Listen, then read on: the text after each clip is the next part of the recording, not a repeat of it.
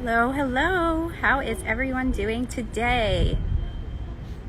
I am actually coming to you from Salem, Massachusetts. I found this little spot with some flowers and I came over here and here we are. It's a beautiful day out. I am so excited to be able to hang out with Sasha today and we're going to be chatting about all the things. And yeah, it's going to be super fun. All right, let's see here. Hey Jamie, hey everyone, hello, hello. I was just saying I'm coming to you from Salem. I found this like little pavilion, so we are like all set up in the little pavilion here. Happy October, yay, yes. And I had to put my sparkles on because you know I'm obsessed with this. All right, so we are going to go ahead. And I'm testing out my new AirPods because it's supposed to like block out all the noise, so we'll see. Hello! Hi! Oh Yay! my gosh, you look incredible. Look at you. Thank you. They took my filters away for the longest time, and then all of a sudden I got them back, so it's sparkle filter always now.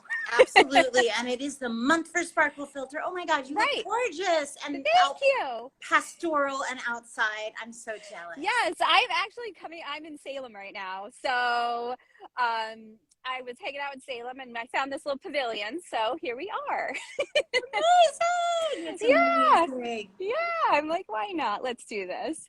So let me go ahead and just introduce you real quick. Not that you really need one, but you know. And then we can go ahead and get started. So everyone, thank you so much for joining me today. I'm so excited to be here. And today we have Sasha Graham. Yay! She is an author, a teacher, a tarot diva, a little bit of everything. She's an actress. She hosts these awesome events, which I'm hoping to get to the November one. I told you that. And so I'm so excited to have her here today. We are going to talk about her new book coming out tomorrow. So also, if you're in the New York City area, she is going to be at, what was the name of that bookstore that you're going to be at again? Oh, tomorrow night, I'm going to be at Om Shanti Bookstore, which is at 230 East 14th Street between 2nd and 3rd Avenue. So like really close to Union Square, actually. It's okay. It's a great store. It's super fun. They have so many good things. I know. I'm going to have to check it out next time. I have all family down in Brooklyn, Staten Island. So we're back and forth there all the time too. So that's awesome. Yes.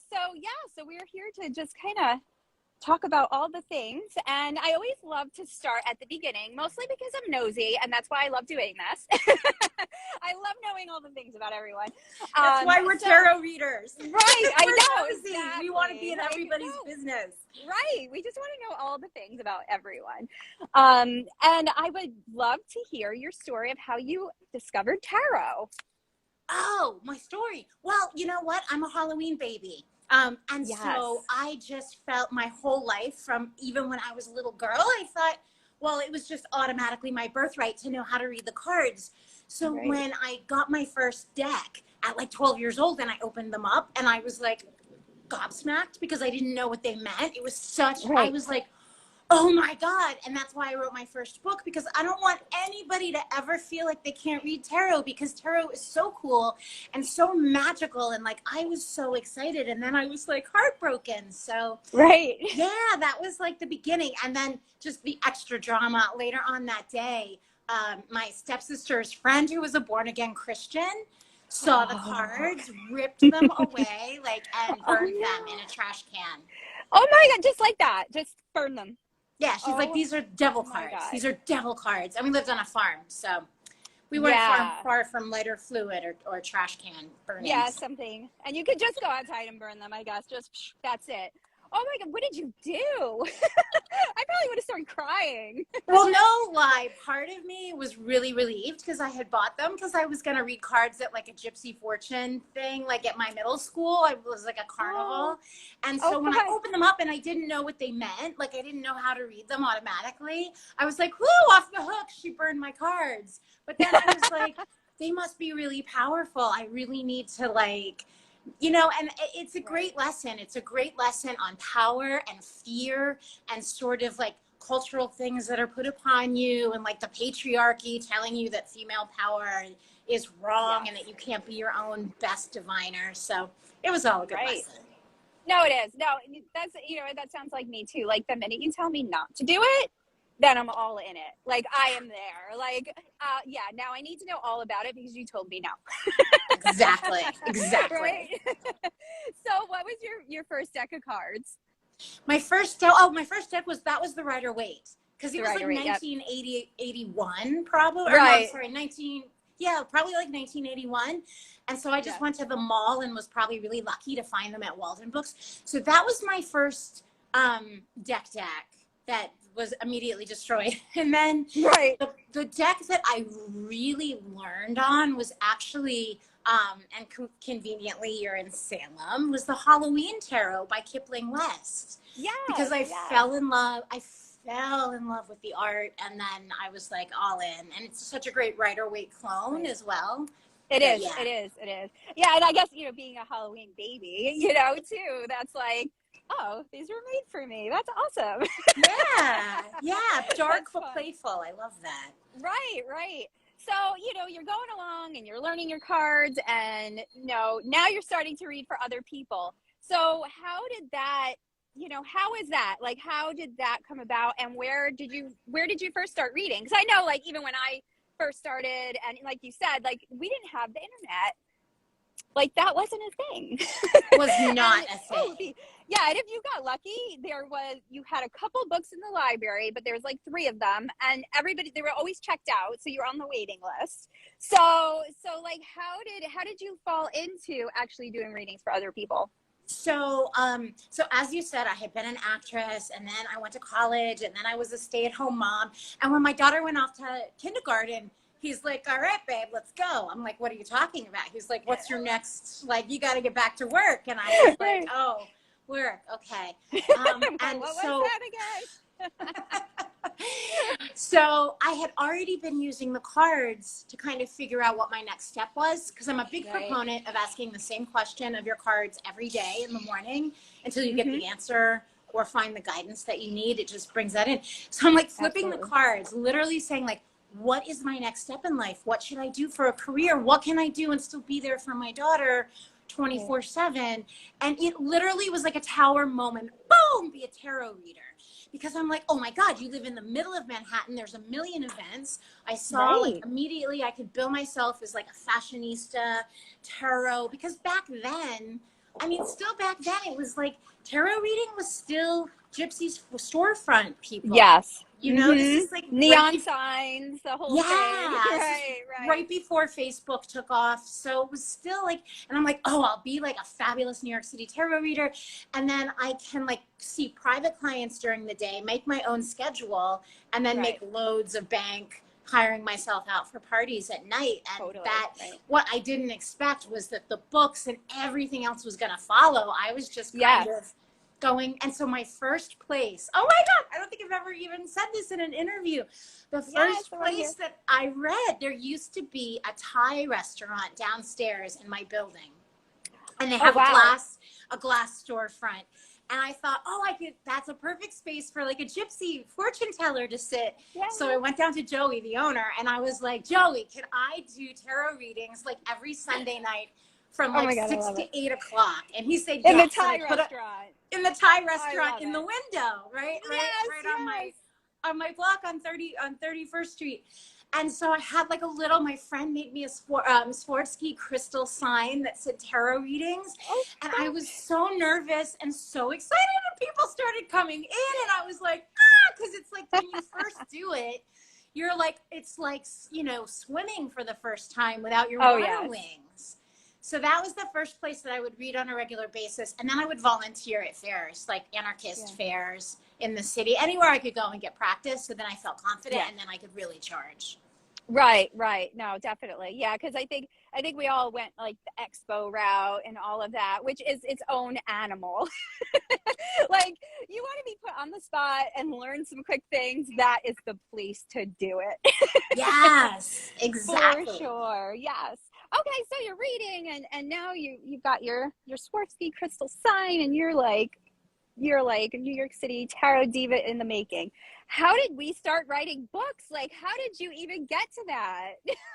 So, oh my God. So there was no way I could go professional and charge people and not further my studies in a significant way that was more than books. So I looked up tarot schools in New York City, and wouldn't you know it, the tarot school, the New York City Tarot School, Walden, Ruth Ann Amberstone, were having Monday night tarot classes, again, like 6 blocks from my apartment. Oh my And I'm gosh, like, that's oh my God, amazing. it's meant to be. So I started going to those classes. Those were Monday night classes back then. Yeah. And so I met other people that were into tarot, and then they showed, like, they were published authors, and they were running the Reader's Studio conference Wow. in New York City. Yes. So I was like, oh my God, there's people. So I started like meeting like the tarotists of New York City. And then it was just always like one thing led to another. I also live right near the Morgan Library, and the Morgan Library has half of the Visconti Sforza deck, which is the oldest deck that we have. Really? I didn't know that. Like, why haven't I gone there? What? Well, because you haven't gone there because it's very rarely on display. And I was like, what? Right. So they have it in their archives. Maybe 1 or 2 cards are like out in the main library on display if you're lucky. So I started like writing to the curator, and I'm like, oh my God, can we set up a night to like bring tarotists to come and like see these cards? They're just sitting there and look, and everyone's like, no way. He's too busy because he's like the curator of medieval manuscripts, like very fancy guy. Oh, wow.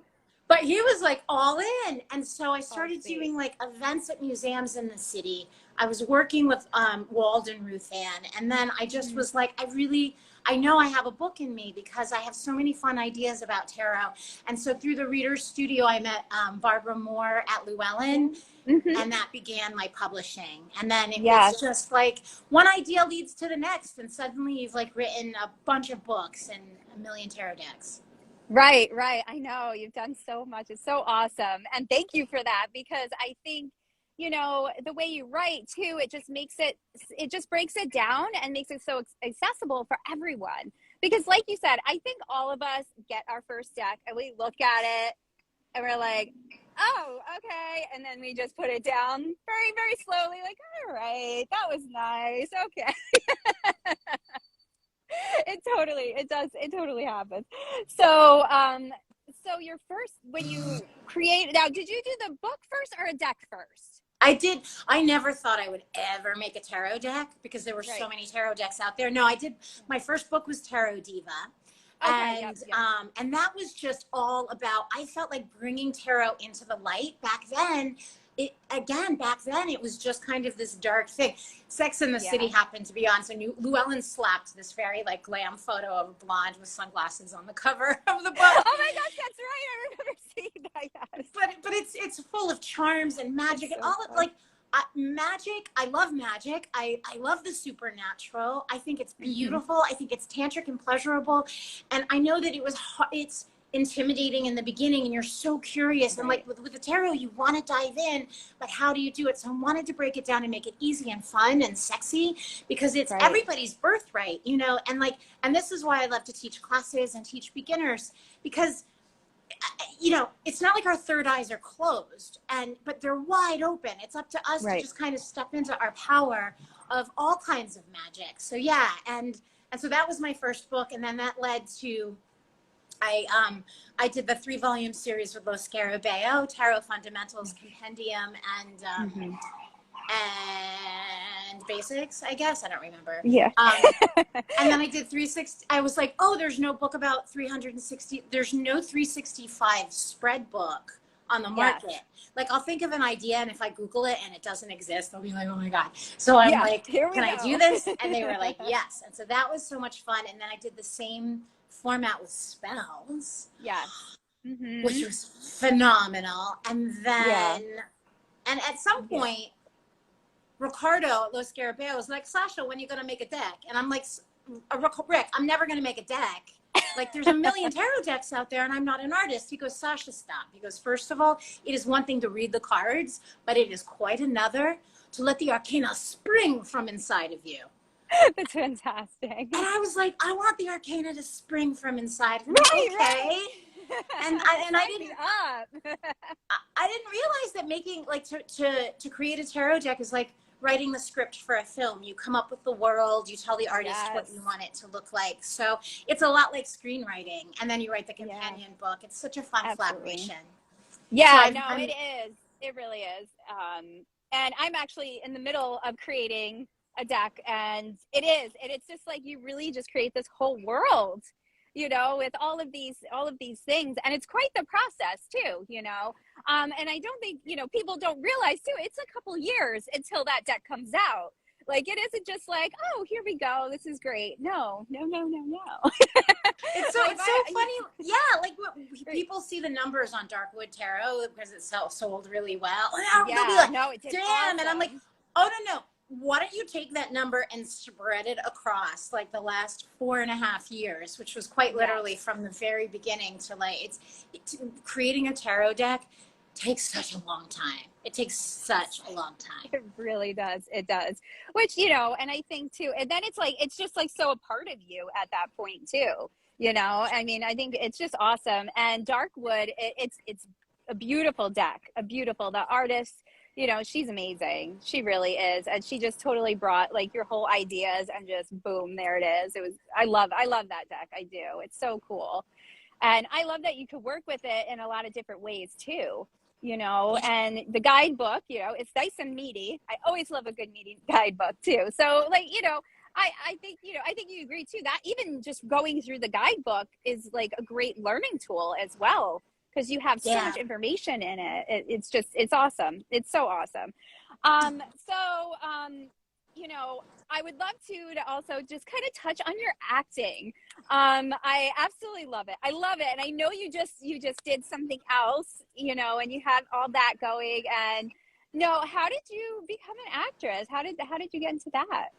Oh my God. So, all right. So again, as long as I could remember, I wanted to move to New York City and like be part of something spectacular and amazing. And then I was like obsessed with Anne Rice and vampires and horror and Stephen King in the 80s. Yes. So I moved here kind of like as a goth baby, and I started doing vampire theater all around the city. Oh my God, stop. I love it. And even though I was going out for like, I would do any and all roles, everything I was cast for was like horror. No, and that's even, I am such a horror geek, so I am all for it. I love it. Oh, yes. So I started doing vampire movies, and it was the age of Blockbuster. And so my movies would go to Blockbuster, and I'd be on the cover of the box. And it was like this underground, like independent cinema. And so I wound up being like a B movie star of the 90s. I love it. It's amazing. Yeah, it was so fun. Amazing. And I was never like a final girl. I was never like, I was always the supernatural creature, a vampire, a werewolf, a mafia hit chick. Like I was always like really strong. What I love about that particular community of filmmakers is that I'm still like, I'm back in it and making movies again. And next month, or no, the end of this month, are we in? Mm-hmm. What month are we in? No, next month. October, next month. I'm going out to Ohio to like star in this bananas revenge horror movie. So once again, oh my God, here I am, like 51 years old, and they want to put me in a movie as like a deranged game show host killing her ex-lovers. Like 100% yes. Give me the power. Oh my God, I love. That is so much fun. I wouldn't be in one of your movies. You could like kill me and like chop up my head, or I'm a zombie or something. So sign me up. I could totally arrange that. Arrange that. I totally like do it, because you're not far from me. I travel, as you could tell. So let's do it. I want to do that. I'm going to be like, Sasha killed me. Thank you very much. Do you actually, have you acted before? Not like in anything, just like little stuff, nothing like super big or anything like that. But yeah. Remind me to circle back around to you for something. Yes, definitely. When we're off the live. Yes, I love it. No, that I'm like always like, yeah, what's going on? Sign me up. You want to do this? Yes, let's do that. I love it. And I think, you know, you're like that too, and you have to do that, you know, like you have to do that to kind of get out there. And then it just leads you into all these really cool situations. right? Yeah, a lot So of people say saying no was like being in your power, but I think there's way more power in saying yes, because yeah, you could always like absolutely. take off, right? If it's And not in yeah, your and highest or whatever. absolutely. And I always kind of go by, and like when I do teaching and stuff, I'm always like, when you feel like you're going to puke, when you have a situation's presented to you, say yes. Always say yes. At 100%. So Right, true. right. So true. It is. And that's, and again, that's your intuition and all of that, which, you do talk about that a lot in all of the things that you do. And so, for people that are out here that maybe don't know how to build their intuition or anything like that, what advice can you give them to like kind of get started? Okay. Well, I love that you kind of started this out with talking about when you feel kind of sick in your stomach when something's presented to you and it makes you like Right. nervous and excited, you have to say yes. So I think one of the most important things for anybody who's working on their intuition or psychic ability is, first of all, really pay attention to what's going on inside of your body, because the body doesn't lie. Right. And the Mm-hmm. body's giving us information all the time. And there tends to be a real, especially with tarot readers, no shade tarot readers, but we tend to be very much in our heads. Right. Which is why I love to bring tarot into the body and combine tarot with yoga, because oftentimes our body will tell us things that our intellect or our mind is not picking up on. So if you're working with, if you want to enhance your intuition, obviously a tarot card every single morning. Pull a card, ask for a message, revisit the card at the end of the day. That tiny, like 3 minutes, operates on so many levels that if you like consistently do that, you'll like, your life will change. Like literally, Right. your life. I mean, that's how I figured out how to be a reader. Yeah, totally. Yeah, Back absolutely. in the day. But I think that it's really important to just understand your playing ground and what it is you're trying to hone. So when it comes to, I think there's 3 important things everybody should be aware of. The difference between psychic, the difference between intuition, and the difference between your associative memory. So really quick, psychic is information that comes from outside of you. Intuition generally is like your high priestess, right? She's your inner voice, your power, your body, everything that lives inside of you, all of that knowledge, all of that wisdom. Right. The associative memory is the shortcuts that our brains make so that we can operate.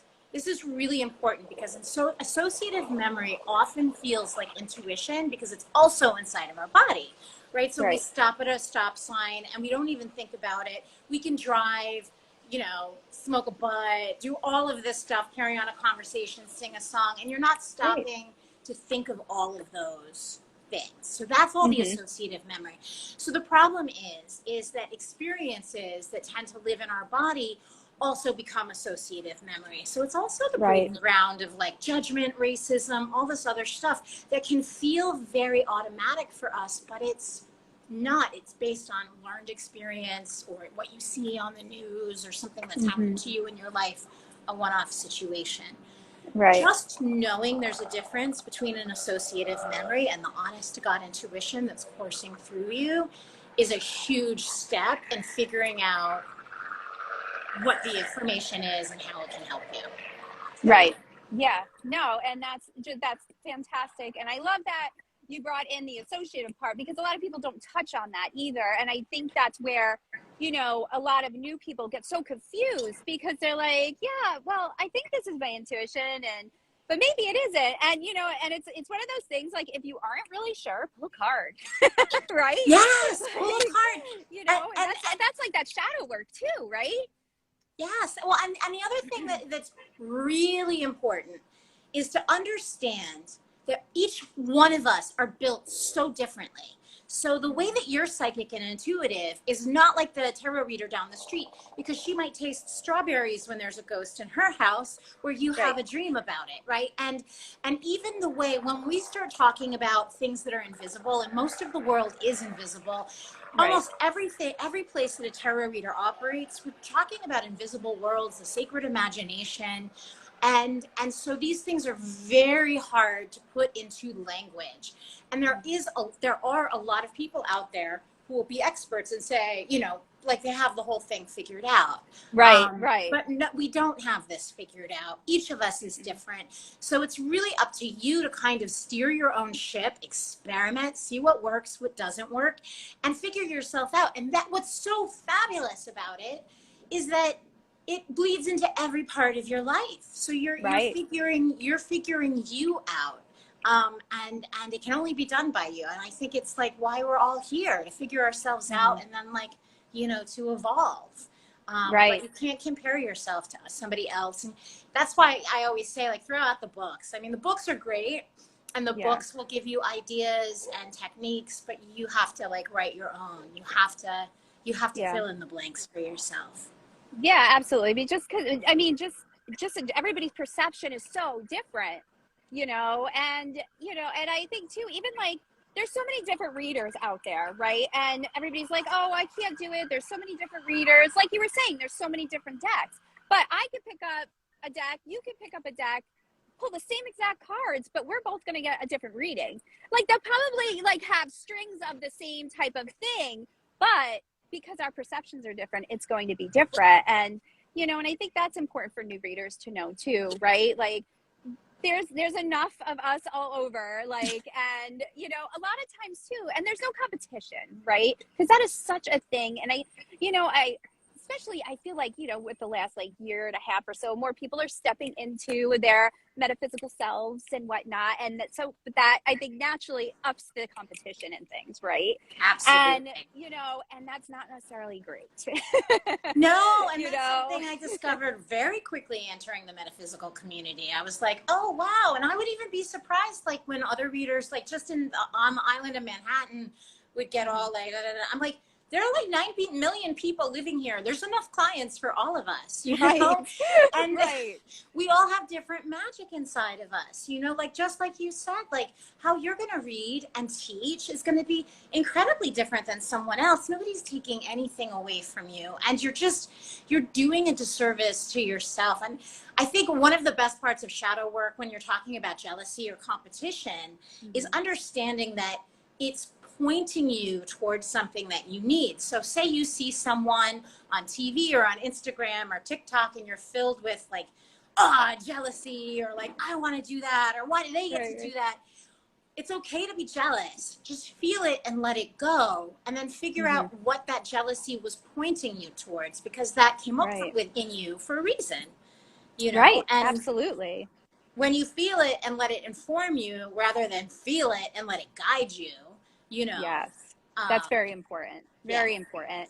And, you know, I think, you know, unfortunately, we're not really ever taught that, you know? You know, when we were kids, you know, I mean, you know, it's different when we just kind of like went into the world and just left and ran around and came home when it was dark. And, you know, it's definitely, you know, different and everything. But we were never really taught how to process those types of emotions and what to do with them. So, you know, I love that, you know, all of your work really points to that too. Like, you know what? You know, you got shit going on. Let's work on it. Let's see what we can do to help it and move past it. And, you know, I always say too that, like, when you know, see another reader or an author and you're like, oh, I want to do that. You're feeling that jealous. You know, I'm always like, flip it, you know, be like, oh my God, thank you. You know, I'm so grateful that they were able to do that. What a great opportunity. I'm next. Yes, exactly. Know, like, that's something that I always do. And then I even, you know, teach that. And even my kids, I tell them that, like, if they're feeling something, I'm like, no, that's awesome that happened for them. And they probably worked really hard, because we don't see that. You know, writing and books and events, like how much it even takes to organize an event, you know, there's so many things going on, and things change at the last minute all the time. There's always something. Yes. You know, I do a lot of events, like organizing, like stuff like that too. So I totally get that. And then especially with being down in the city too, you have so many more variables coming at you, you know? So it does take that. And it's like one of those things, like, all right, you know, you just get through it. You don't like sit in it and let it guide you, like you said. No. So that is so important. And one of the big gifts was always, and for me, not only being an actress and dealing with seeing friends get successful, famous, whatever, right, but also just being in the city. there's always someone more better, Oh yeah, professionally, that's ahead of you. There's always someone richer than you. There's always someone thinner than you. There's always always. someone more fabulous than you. And so at a certain point, you just realize that it's a ridiculous game to start to be jealous of other people. Because if you're going to be jealous of someone, be jealous of, like, I don't know, like Julia Roberts, or like if you're going to be jealous of someone, like if be you're jealous going to do it, go big, right? I yeah, mean, I'm go all big. about going big, so Why waste your energy on like a tarot author or some like lady like doing her tarot over here? You're Like right. it's all energy, and just yes, like, and even and just even just I know that I'm always more successful when I stop. It's easy for us to expand in all of the things we want to do, especially if you've got a creative mindset and you're like, oh my God, there's so many things I want to do. Yeah. It always helps me to bring it back to, what am I doing in this moment? What am I doing right now? Because if I think about success like someday or next, or if I think about like it just, again, that doesn't serve. So I'm like, all right, what is on my plate for today? What can I dive into? That's also going to be awesome, hopefully.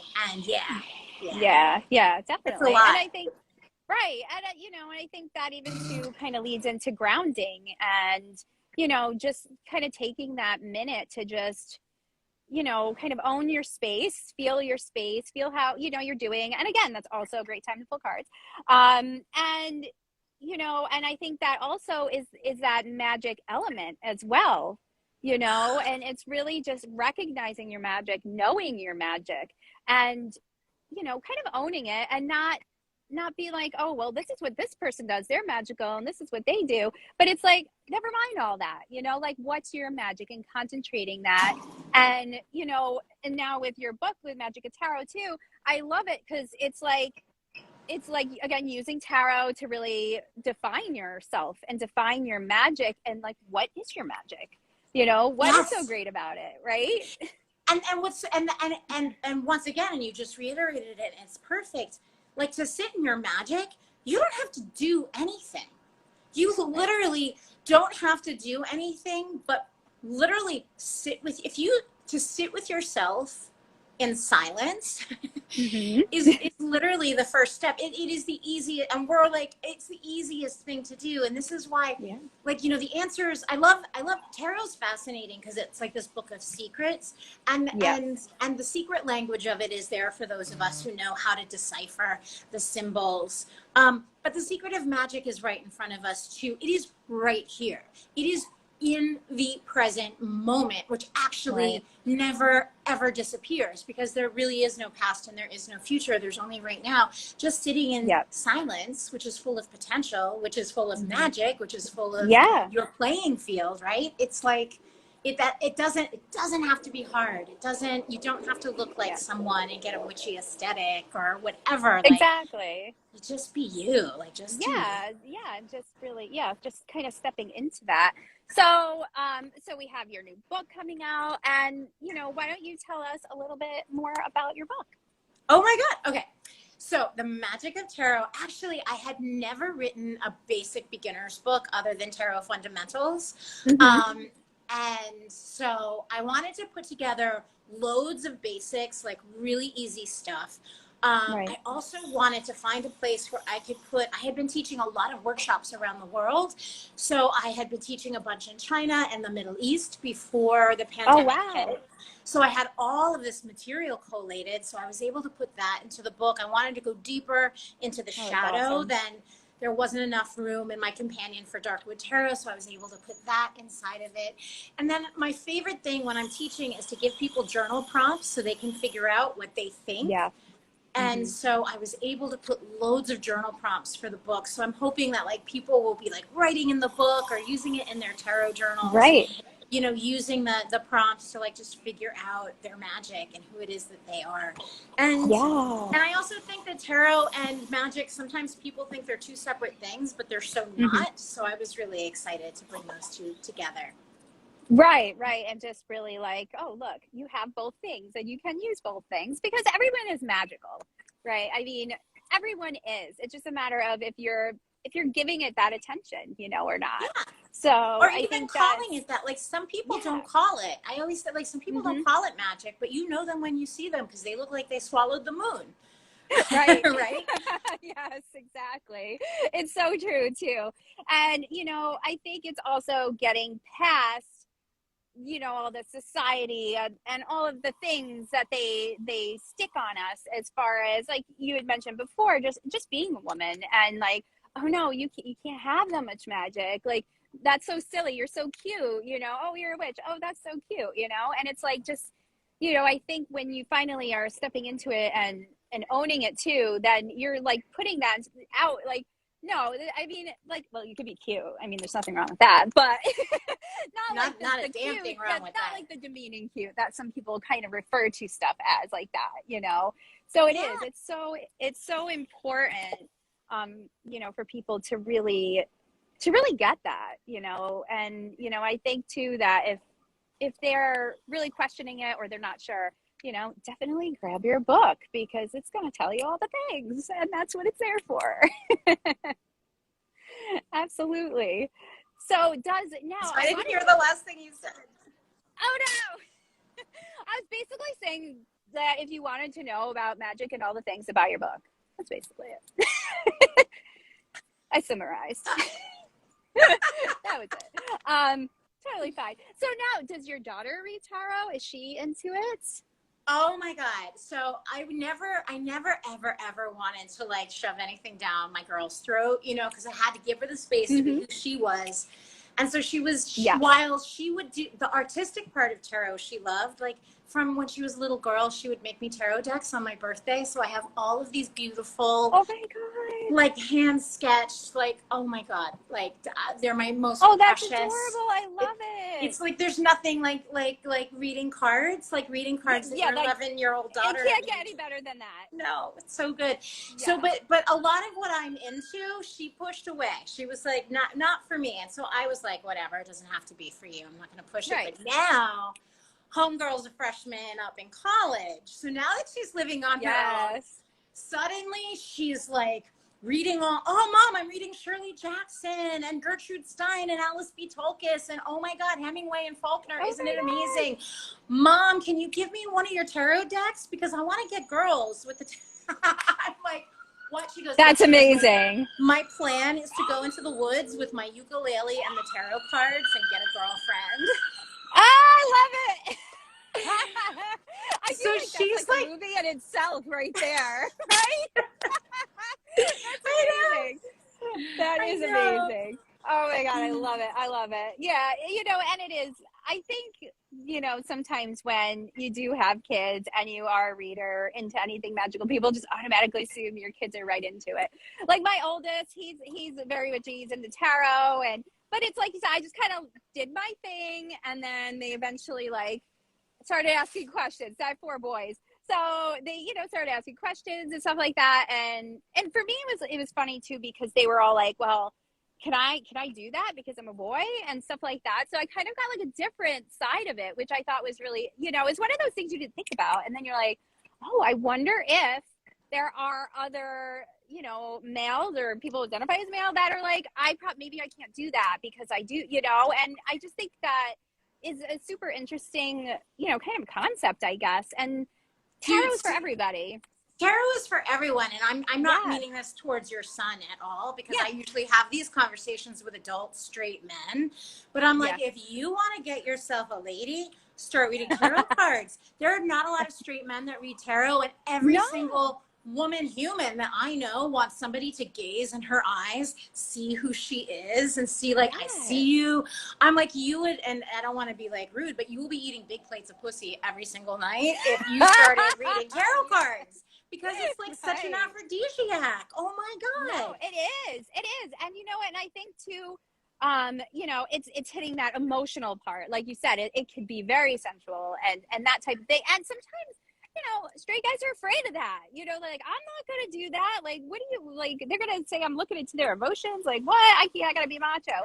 And I think that it's so important. And that's like, you know, even with my kids, I'm like, no, you read it. And like, you know, like you said, like, you read that and you can read it about anything. And then you have a girlfriend and then you can read it for them. And then they're going to like, oh, he understands me. You know what I mean? And that's so important. And then, you know, in any, even a relationship, it could open up communication, you know, and it's such a playful thing to do. And that's why, like, any tarot board game that I've ever played has always been so much fun. In fact, I used to play tarot board games with my daughter when she was probably like 8 and 9, because it would open up conversations that we wouldn't have. Like, there's something about tarot as a device that suddenly it's like there's this third thing in the room. You know, like my husband will listen to me when I'm giving him a tarot reading, but he won't listen to me when I'm just talking to him, because it's something about those cards, right? Oh, yeah, I'm opening up, right? And so, yeah, like, it doesn't have to be, I mean, it can be emotional, it can be, but they can just be, they can be a springboard for so much fun and creativity and conversation. Absolutely. Absolutely. You know, and that's, you know, it's always one of those things too, that like when somebody who's not so sure about it, you start reading for them and they're like, oh, this, and then all of a sudden they're like calling you like, hey, could you pull a card for me? Can you pull a card for me? You know, and it's like, I see where you're going, but now we have to set boundaries, which brings me into my next, my next question. I would love for you to give our audience some advice on setting boundaries and why it's important. Okay. Oh my gosh. Yes. So boundaries are so super duper important. Why? Because boundaries protect yourself and they protect other people, first of all. So there's a few different boundaries that you're going to want to set. Ethical boundaries are really important because that protects your energy and your soul. So an ethical boundary would be not peeking into somebody else's business with the tarot cards. Like, so just straight out the gate, witch's rule of 3, what you put out is what you attract. Don't do something to someone else that you would not want them to do to you. You don't peek inside somebody's brain. You just don't. And if you want to know if somebody's thinking about you along those lines, you know, ask the question, what can I do to come into alignment with this person? You know, rephrase it. Always bring the power back onto yourself. Ethical. Oh, this is so funny because somebody just sent me photos of this party, actually. I learned the hard way never to read tarot when you're drunk. Oh, yeah. I think we've all done that at least once. Yeah. That's when I just left it. Like, I always have cards on me, but then it's like, I'm going to leave these at home. Not a good idea. Not a good idea. I had a panic phone call the next day from my friend. What is everything you said true? I'm like, I have no idea what I freaking said. So that was the last time I ever read whilst intoxicated. So that's a boundary that you don't want to cross. But also, what inevitably happens when you're first starting out and you start practicing on friends and family is that there are people that are going to take advantage of you because they're going to use your tarot readings as an excuse to either justify the things they're doing or talk about the boy that they're in love with or the girl or whoever they're in love with. So these are the ones that are going to be like, pull a card, what does it say? And they're not, they're abusing you. And so and they're abusing the tarot because that's really not what anybody is there for. I mean, entire tarot careers are built like, you know what I mean? Like, and I'm totally making I mean, you can make a lot of money just being there for people in that way professionally. And there's nothing necessarily wrong with that if that's what you want to do. But in the beginning, protect yourself and protect your space and know the lay of the land. Know what's going on. So if that cousin keeps calling you up to flip a card, be like, no. And that brings up another interesting thing, which is charging. You know, in the beginning, people value what they pay for. You know, if you were charging $150 a pop, they're not going to keep calling you up asking you to flip a card necessarily. Yes. Very, very, very, very true. And that's, you know, and I think that's a really big thing. And, you know, even, you know, new readers, you know, I think, like you said, if there's like some sort of event, like maybe it's like a fundraiser or something like that, those are great places to practice. You know, those are fantastic and it's for a good cause usually, definitely. But I was actually, you know, asked to do an event recently and he's like, yeah, like 15 minutes at, you know, this party thing. And for me too, I always make sure to read at the beginning of the party and not at the end of the party, because reading for drunk people is not fun. Not fun.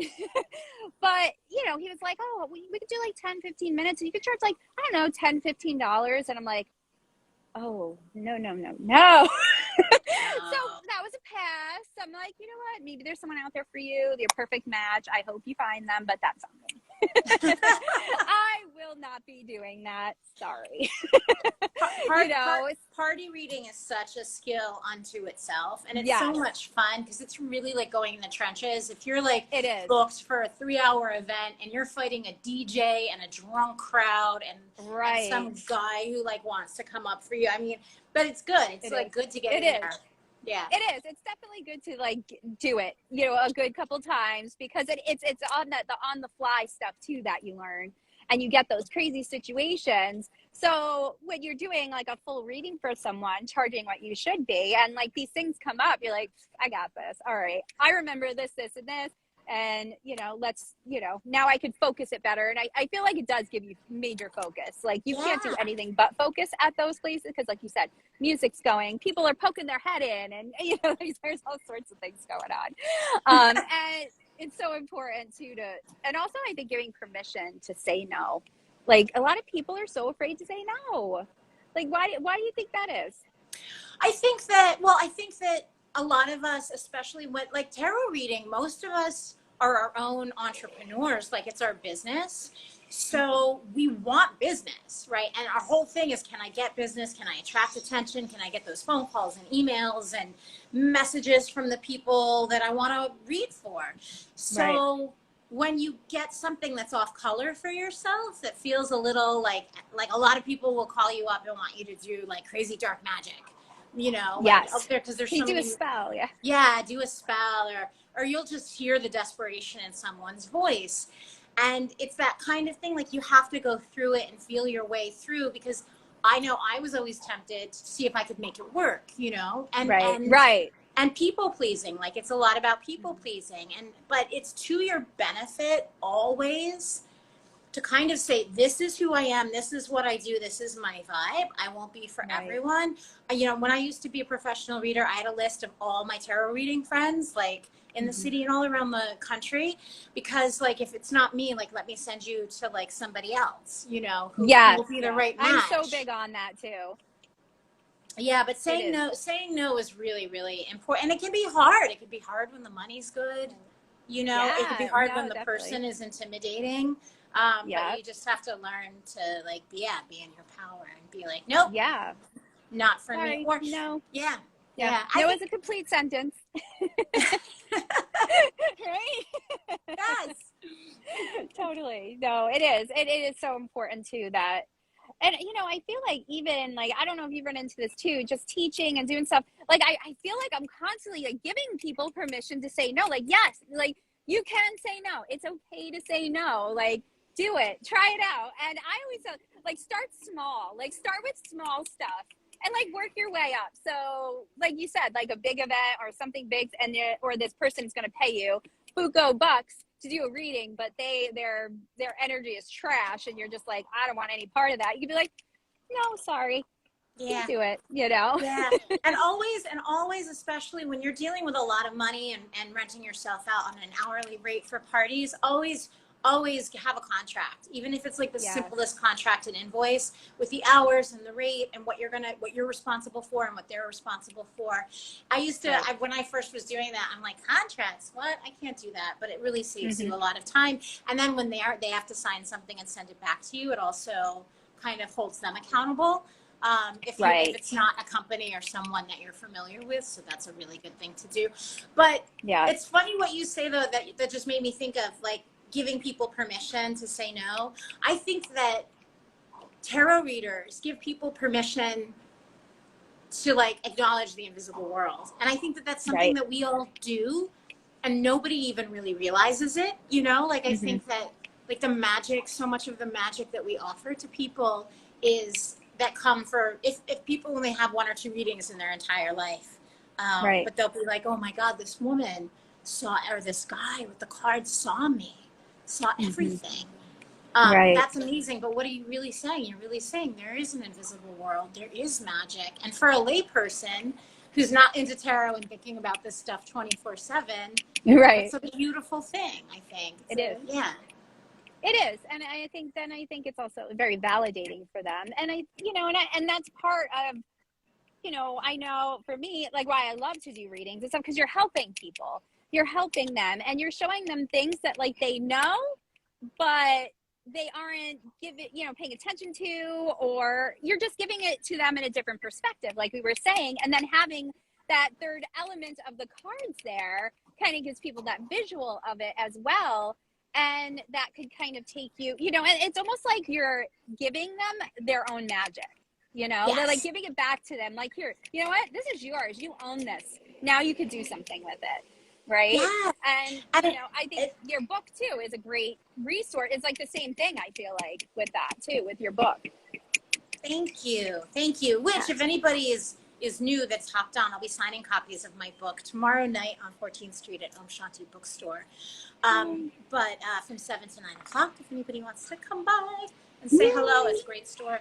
But I think that also, again, one of the really important things that we do for people is we just like open up space for them.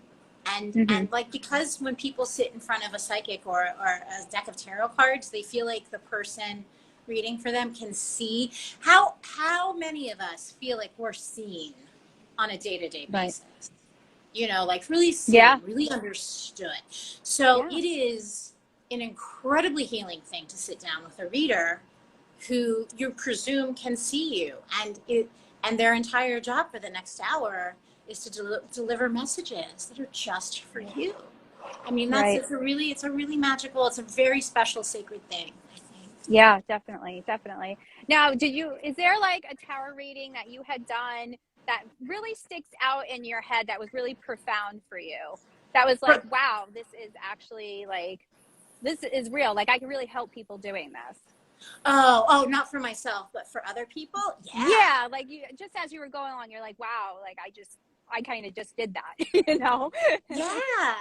Oh my God. I mean, honestly, and I'm not saying this to toot my own horn. I feel like almost all of them are like that.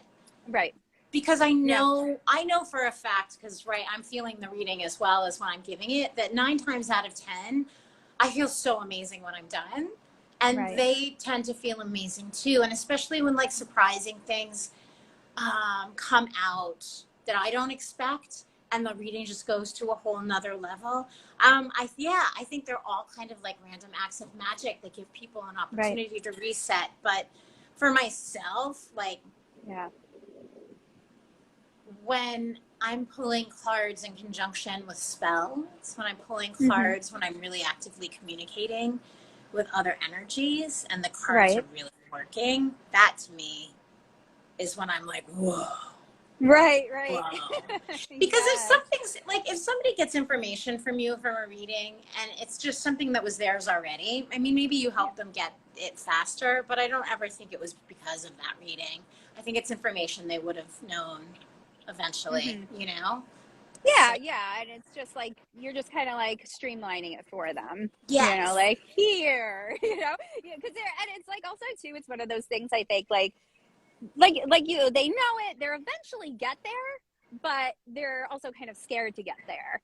Yeah. So, like you're like, oh no, here, this is where you're going. This is what you need to do in order to keep going and get where you want to go, and I think that's really important too, just for even like for anybody that hasn't even had a tarot reading before, right? Like that is really important to know that, like, what advice would you give to somebody who's never had a reading before and is like afraid to get a reading? And they're like, I don't know, this is scary. They're going to, like, I always get, I don't know if you get this. Are you going to tell me I'm going to die? Like those kind of questions. And you're just like, I don't want that responsibility. Hell no. No. If somebody, like, what advice would you give to somebody as to what to expect? Well, if somebody's afraid of a tarot reading, I say don't get one. Don't. If you're afraid of tarot, stay away. Don't bother. Exactly. But like, are you afraid? But if somebody's afraid of tarot because it piques their interest and because they really want to get a deck and the whole idea of tarot reading is intriguing, but they're afraid then that's a different story. Then, all right, let's Right. examine the fear. What's inside of that fear? Let's jump in and see what that is. I mean, I think that, yeah, if you're afraid, stay away. But the other really important thing that people don't, it's not something that people come to leap to immediately, is that you can interview and talk to the person who's going to be reading for you. So Yes. you can like shop around and speak with psychics, intuitives, and tarot readers to find somebody who's your vibe and make sure, like, are you the type of person that would tell me I'm going to get hit by a midtown bus if that's what you see in the cards, right? Because I'm sure like a million times you've had people come to you that were really traumatized by something dark and horrible that a tarot reader said that either did or didn't happen. And whether it did happen or whether it didn't happen, if it was in their head and they were like freaked out about it, and I've fallen prey. I've sat down with readers I knew I shouldn't have been sitting with, and they said some whack stuff that stuck in my mind until that day passed. So yeah, protect yourself. Know who you're sitting in front of, because it's a vulnerable, getting a reading done. It's a vulnerable thing, and the power of suggestion is strong. So yeah, protect yourself. Absolutely.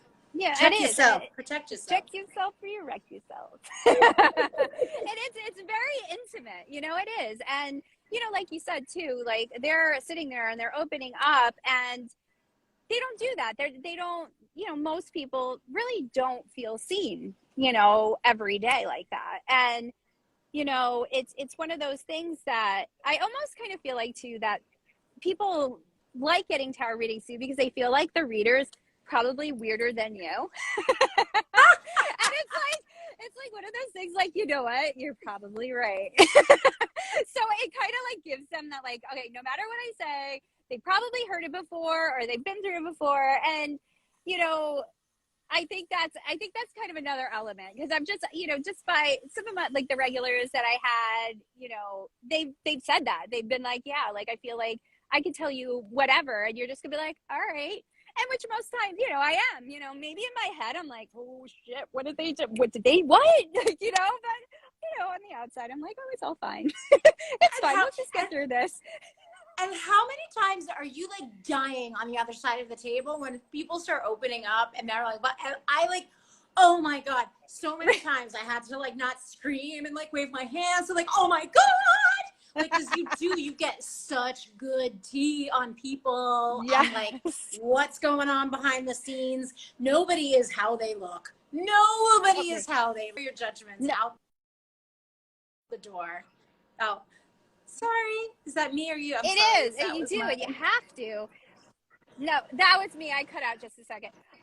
But yeah, and I think that's a part of it too. It's so important to put that judgment aside, because in those really crazy, wacky situations that people even told me, I'm like, you kind of like learn from it. And it's also that validating, like, you know what, you never know what's going on with somebody. Like, you see all the outside, and you see their Instagram, you see their Facebook, and everything's great and wonderful and rainbows and, you know, unicorns, but you just never know. And I think that's so important, even as a beginner reader, to do that is really just, you have to kind of just strip all of that away. Yeah.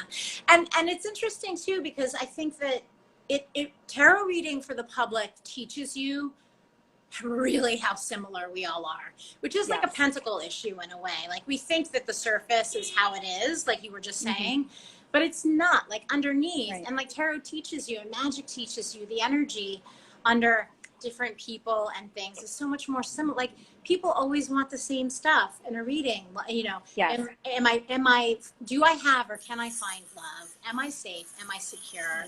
And how can I, like, you know, have more pleasure in my life? And it doesn't matter your culture, your race, your socioeconomic status. Everybody wants the same thing. And the other great part, though, about crazy balls things that will come out in a reading is it reminds you not to be, like, our job as readers is not to judge. Yeah. And that's so important. Really hard, because oftentimes people will be talking about shady stuff, and they're not asking you if it's okay if I'm shady, and it's not our job to slap them on the wrist. You're there to read what the cards say. Yeah, you know, no, absolutely. Not be Judge Judy. So that's right. Like, they're not asking you; they're telling you what they did or what's going on, and that's the moment you're like, oh, damn. But, you know, you're like, okay, well, you could go this way or that way with it, you know? It's so funny. It is. It's so funny. And, you know, we actually are at an hour already. Like, I don't feel like I'm done. I feel like it go like a whole freaking hour, but we won't do that. And, you know, I think right now, too, everybody, you know, you can go ahead and order Sasha's book because it is up for order right now, or you can go to your bookstore or head over and visit Sasha and tomorrow if you are around in town there. And Sasha, go ahead and plug all the things for us. Tell us all the places you are and what's going on. Okay, so I've got a little bit of a book tour happening. So just really quick, in person. Oh, cool. I'm going to be at Om Shanti Bookstore tomorrow night. I'm going to be at the Soul Journey Bookstore teaching a class and signing books on Tuesday night. I am going to be at a Barnes & Noble in Waterbury, Connecticut at the end of the month. I'm going to Methuen, Massachusetts to sign and sell books, but also to do a shadow self workshop. I have a virtual workshop coming up with the New York City Public Library. So if you're a card holder, you can take that class with me for free. And I can't remember any of the other things, but you can find me and all of this information at sashagraham.com. You can find me on Instagram, Sasha Tarot Diva. I just started a baby TikTok account, so look me up on TikTok. I don't know what I'm doing. I also have 2 monthly events that I do every month. I do Ghost Stories by the Fire out in Industry City at the Barrows Intense Tasting Room in Brooklyn. November 9th is the next one. I have a big, super special guest who I'm not allowed to reveal who's coming. I need to. I'm going. I'm going to be there. Big time. It's big time. It's a fabulous event. Oh my God, it's so fabulous. And other like Nicholas Lafarge and my friend Heather Carolucci, the medical medium, they're telling stories. But anyway, and then Spirited Away Psychic and Paranormal event is the last Tuesday of every month. And then I'm on Facebook. And just Google Sasha Tarot and pretty much so we'll find you somewhere, right? She's around. Just find her. No, I love it. I love it. Well, thank you so much for hanging out with me. This was so much fun. And congratulations on your book. And, you know, I look forward to all the other wonderful things you're doing. And, you know, I'm gonna be killed by you in a movie, and that's it. I already put that out into the universe. It's happening. Yes. I'm so excited. I'll see you on set, Jen. It's going. All right. Well, thank you everybody who joined us today. We totally appreciate you coming and hanging out with us. And be sure also too, if you have Sasha's book, you know, take a picture of it, tag her, tag Llewellyn, tag everybody. We want to see you with your book, and we would love to also know like what you got from it, what you're thinking about it. So post. It is awesome, and it helps authors out tremendously, and book reviews as well. Get on Amazon and all the things, review all the things, because it really is helpful for us as well. So you have a fantastic day, and we'll chat soon. Yay. All right, bye. Bye. Thanks, everyone.